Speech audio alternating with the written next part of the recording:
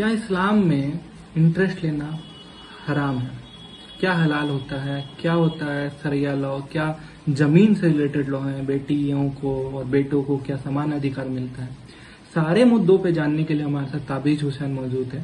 ताबीज जामिया मिलिया इस्लामिया से पत्रकारिता यानी जर्नलिज्म की पढ़ाई कर रहे हैं। साथ ही साथ उन्होंने बहुत सारे रिलीजियस बुक्स पढ़े, उनको काफ़ी जानकारी है। तो उनसे बात करते हैं इस बारे में। आइए ताबीज के साथ देखते हैं क्या हमारी बातचीत हुई। तो आज हमारे साथ ताबीज हसन है, जो कि पॉलिटिकली एक्सपोज्ड हैं, बहुत ही आवाज़ उठाते हैं किसी गलत के खिलाफ, और काफ़ी नॉलेज है उन्हें इस्लामिक कल्चर की।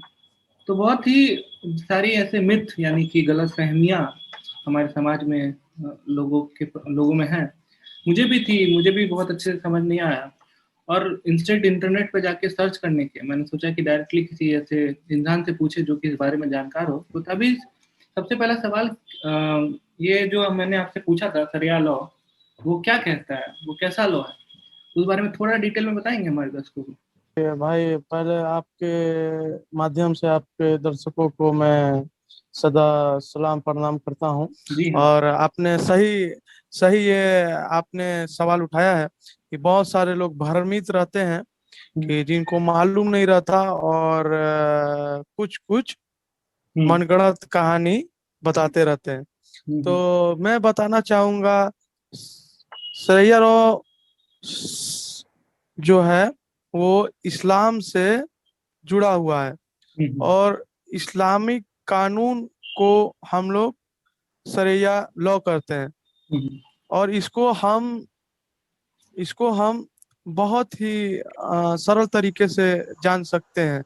इसमें कोई टफ काम नहीं है उसको जानना। हम्म। तो इस लॉ के अनुसार क्या बैंक में आप पैसे रख सकते हैं? क्योंकि मैंने कहीं पढ़ा था कि इंटरेस्ट लेना एक हराम होता है।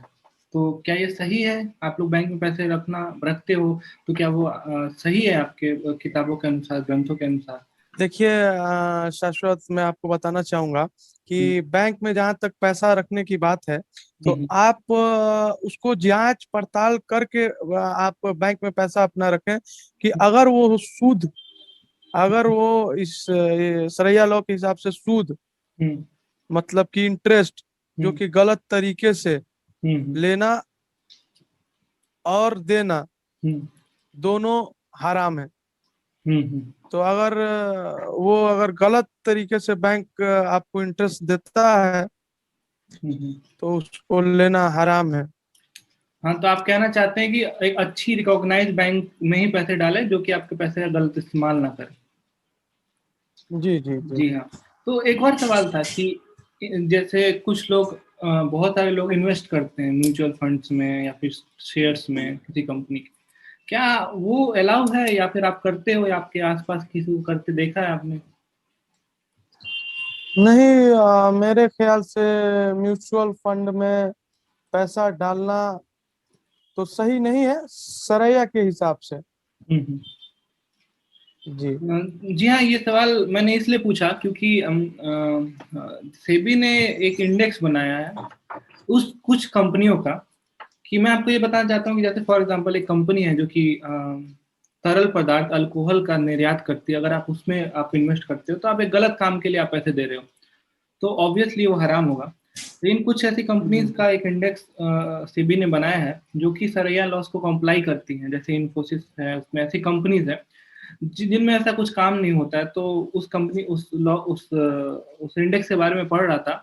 अगर आपको समय मिले तो उस देखिएगा, वो आप सर्च कीजिएगा सरैया इंडेक्स, तो आपको मिल जाएगी, उसके बारे में पूरी डिटेल मिल जाएगी। तो कुछ लोगों को मैंने देखा उसमें करते हुए। अम, जी जी। तो इस लॉ के अनुसार जो आप जमीन खरीदते हो उस पर भी तो इंक्रीमेंट मिलता है, तो किस तरीके की चीजें आप करना अवॉइड करते हैं?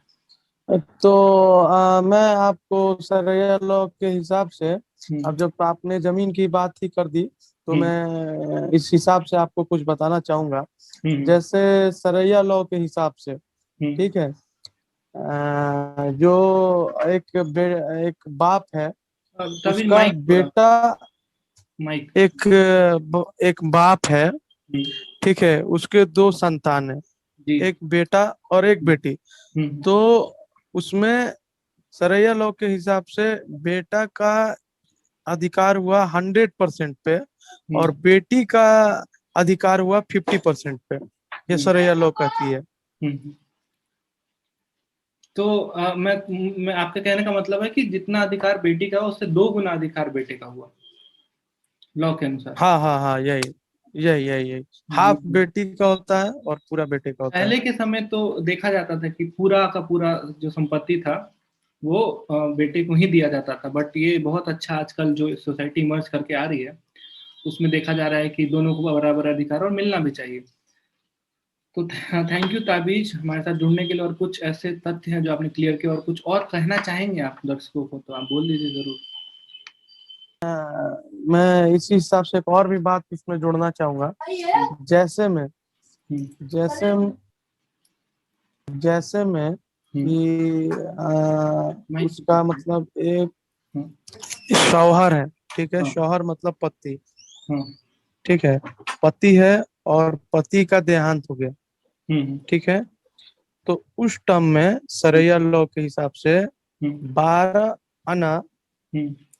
उसकी वाइफ को प्रॉपर्टी दी जाती है, हम्म। और 88% हम्म। वो लड़के को प्रॉपर्टी दी जाती है। ये भी एक शरिया लॉ का कानून है। तो इसका मतलब सर ये लोग काफी डिटेल है, अगर पूरे फाइनेंशियल वे में जाए तो बेसिकली ये आप लोगों को एक तरह से गाइड करता है कि गलत कामों में पैसा नहीं लगाएं, आप ऐसे पैसा लगाएं जिससे समाज का भला हो। हम्म। धन्यवाद और ताबिश। मैं हाँ बोलिए। मैं आपको बताना चाहूंगा कि मेरी जो जानकारी है कहीं ये अधूरी भी हो सकती है, हम्म। मुकम्मल तो नहीं है, क्योंकि उसके लिए डीप और भी पढ़ना पड़ेगा और जानना पड़ेगा। हम्म। तो सरैया लो जो ने मुझे जितनी जानकारी थे वो मैंने आपसे साझा किया। धन्यवाद धन्यवाद।